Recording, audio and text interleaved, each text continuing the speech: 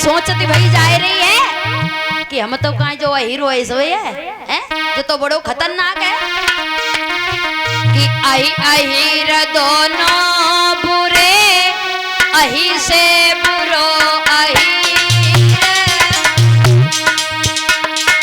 परीक्षित महाराज अही कहते हैं सर्प के लिए करिया सांप, और अहीर अही से बुरा है ए अहीर।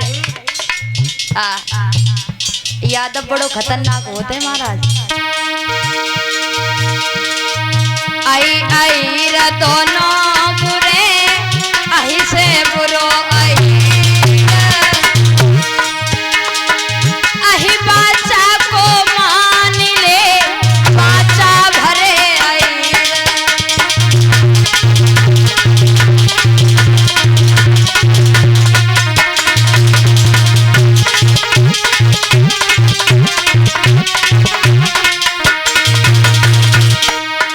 अही बाचा को मान ले बाचा तजे अहीर।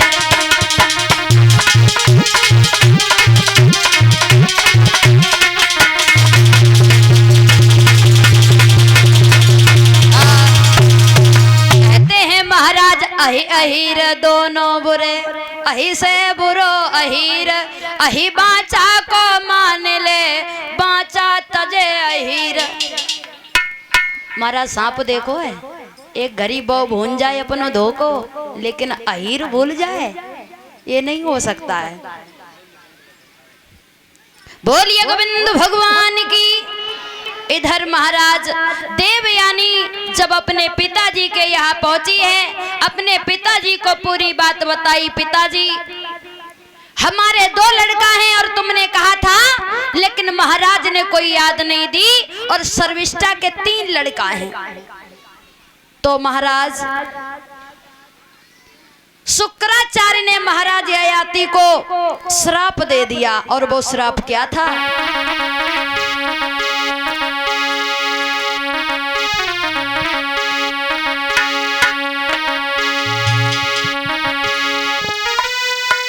जिस यौवन के मध्य में तूने और मेरे वायदे को तोड़ा है, इस यौवन के मध्य में तूने दासी से रिश्ता जोड़ा है।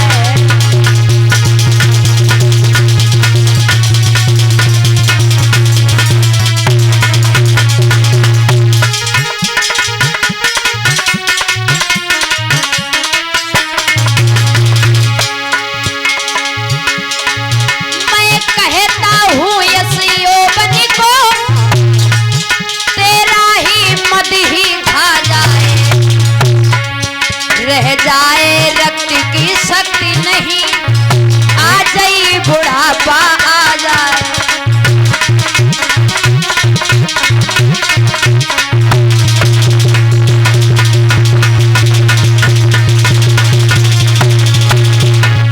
जवाब दिया मैंने आपसे कहा था कि ये दासी है, लेकिन तुमने मेरे वचन को तोड़ दिया। जाओ हम तुम्हें श्राप देते हैं,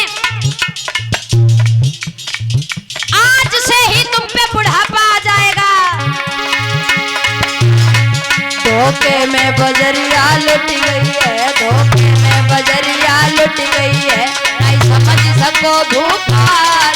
धोखे में बजरिया लुट गई है।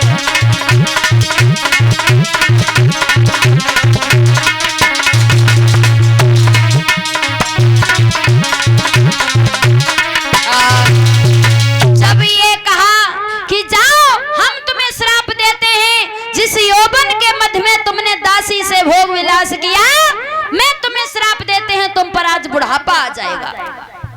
अब महाराज ययाति जवान नहीं रहे, बूढ़े हो गए, एक दांत ना रह गए मुंह में, सफेद बाल हो गए, बिल्कुल बूढ़े हो गए।